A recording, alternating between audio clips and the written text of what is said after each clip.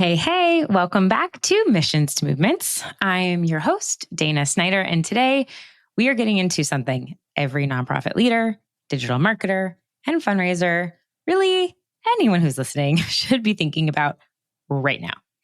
And that is, you don't have a traffic problem. Maybe you do. That's a whole other sidebar.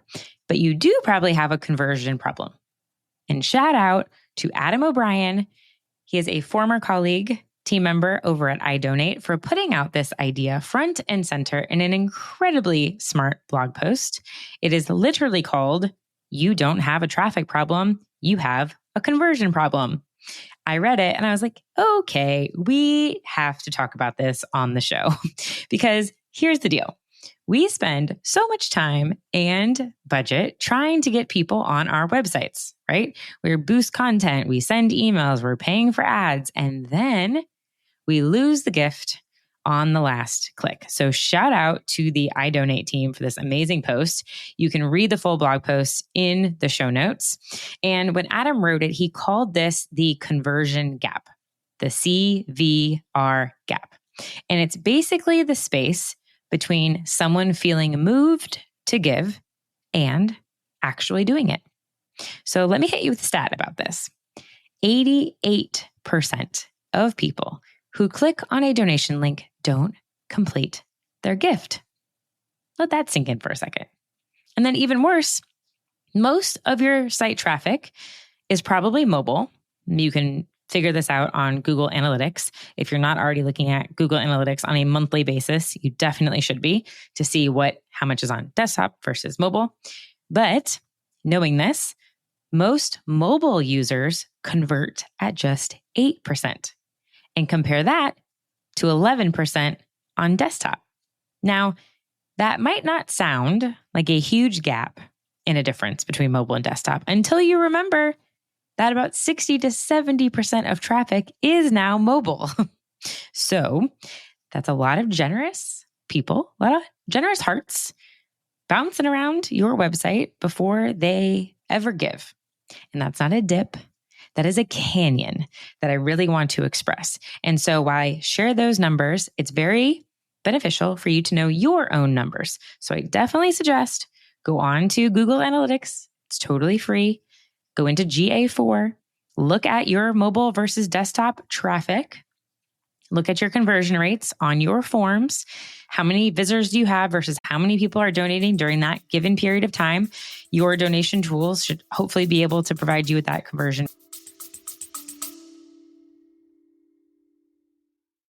Is your donation page leaking donors? According to iDonate, roughly 89% of visitors leave your donation page without giving. That's not a traffic problem. That's a conversion gap. iDonate's new pop-up donation form is built to fix the CVR gap. It's mobile first, moment driven, and appears right when inspiration strikes on blogs, campaign pages, or stories.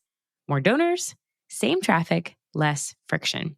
iDonate lets you control the strategy, the voice, and the design. To see it in action, you can launch a demo at idonate.com or click the direct link in the show notes as well. So what's happening here? It's not your campaign messaging.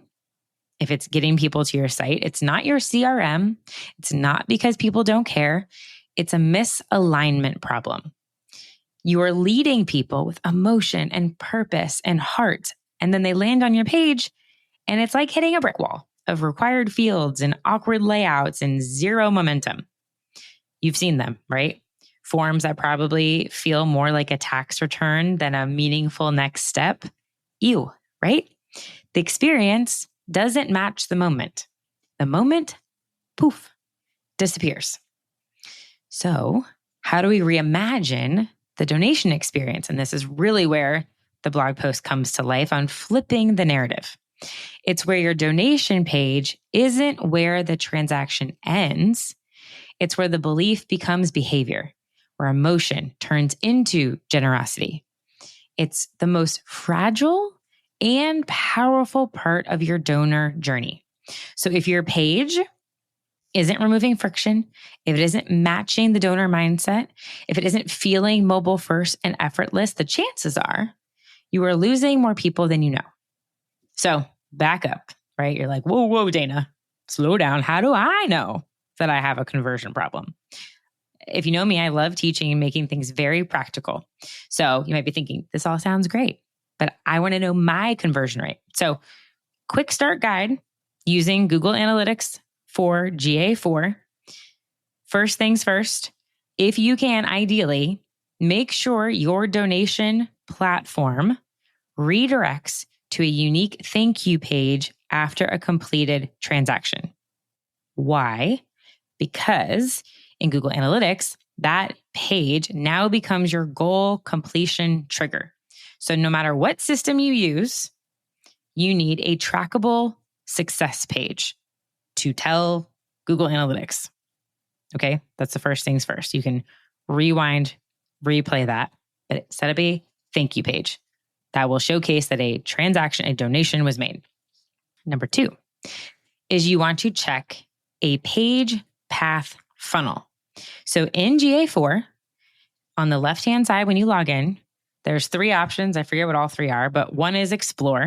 And if you click on that, it gives you an option to click on something called Funnel Exploration.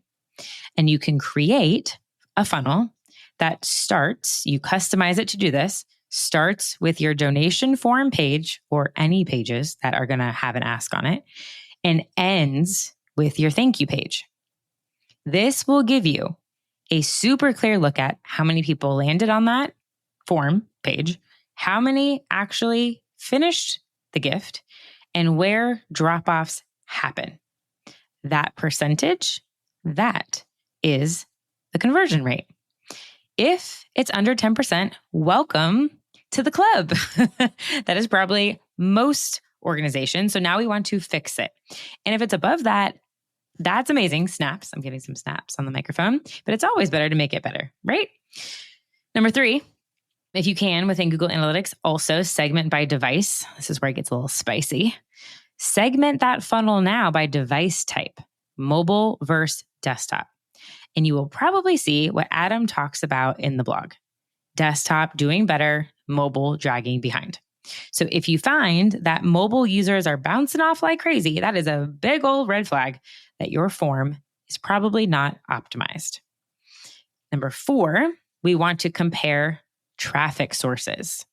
So which emails, which social posts or campaigns are actually converting the best to receive that? Use UTM links when sending people to your donation page. So in GA4, you can look under traffic acquisition and you can filter by something called session source /medium. And you can track which campaigns are driving conversions, not just clicks. Because I don't know about you, but clicks are not helping to pay the bills you got, but the donations obviously will and are the ones that make the difference. Okay. So that is a little snapshot of how you can do some of the analytics research. So back to the blog post from iDonate, because this part is gold, talking about donation formats. And we talked about kind of the problem. So what do we do about it? Not all donation pages are built the same. So what we have here is an outline now of 4 different donation formats and when to use each. So let's break them down.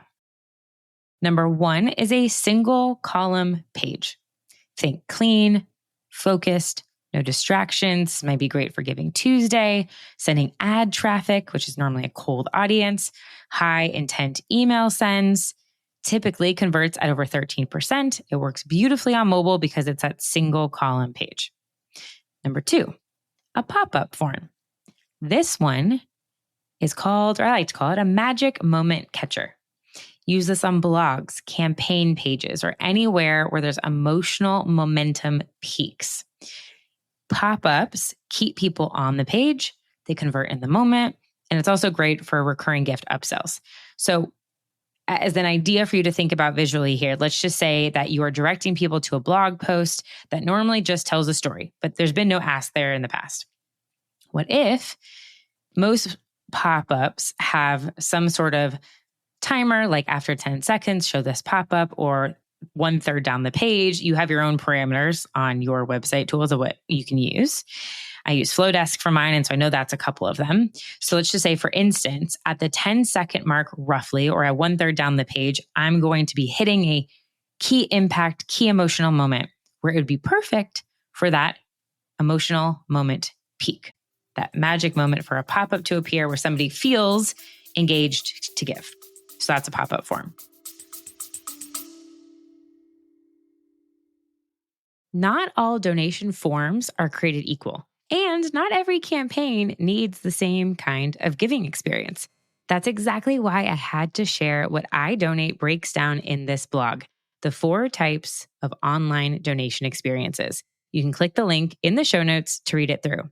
Now, whether you're running a fast-paced social campaign for, let's say, Giving Tuesday, a storytelling-rich landing page, or a major gift appeal, there's the right format to match the moment.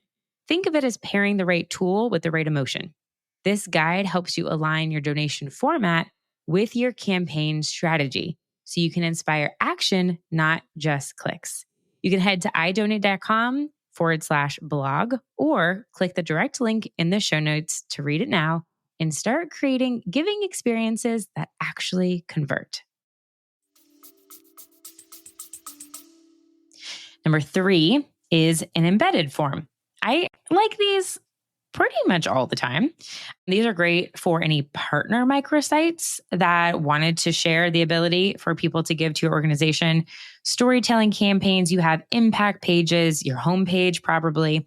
It's seamless, it's scroll friendly, and it really lets giving live inside the story that you're telling. So it fits. It doesn't feel segmented. And then 4 is an SDK-driven form. This is for the very tech-forward organizations out there where you can have full control, personalized flows, built-in analytics. Really great for global chapters if that's you. So what I like about iDonate's blog is really connecting the format to the campaign type. So for example, Adam lists Giving Tuesday, single column. An emotional blog post, that could be a pop-up, or maybe it's embed. An emergency match, pop-up. A recurring donor upsell, pop-up. Partner microsite, embedded. So every giving moment deserves the right format because it's about being intentional. And why does this matter now? Now, I'm sharing this because I am gearing up for the next round of my monthly giving mastermind. And this idea, it's foundational. This is something that we talk about a lot, is the overall encompassing experience. It's not just building a program. Whether you're just launching a new giving program or you're optimizing for year end, right? Yes, it's great to have more traffic, but definitely make sure you're making the most of people already raising their hand.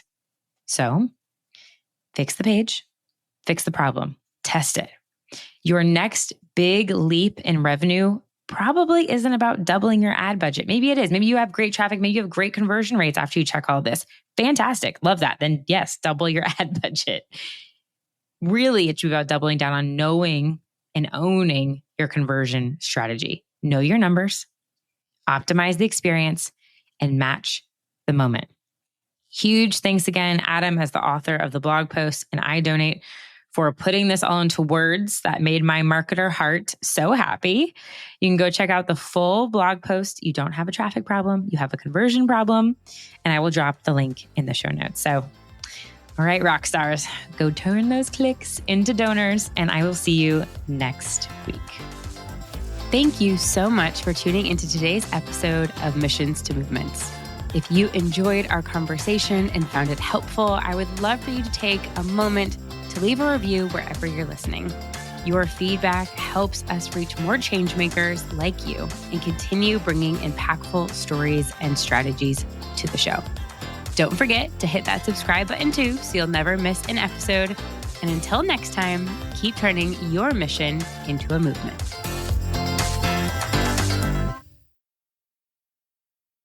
Thank you so much for listening to today's episode. I hope it was helpful and valuable to you. And I wanted to let you know my signature program, the Monthly Giving Mastermind, applications are open for the 6th round that will start in July. If you are someone that wants to increase your monthly recurring donations, but just have not had the time, the bandwidth, the people around you to do it, this is the opportunity. You can head to positiveequation.com/mastermind to learn all the details. I have a video that breaks it down. I showcase what we're going over every month. It essentially takes the 5-step framework that I teach in my book and puts it into practice that we do for you. So head to positiveequation.com/mastermind to learn more and apply.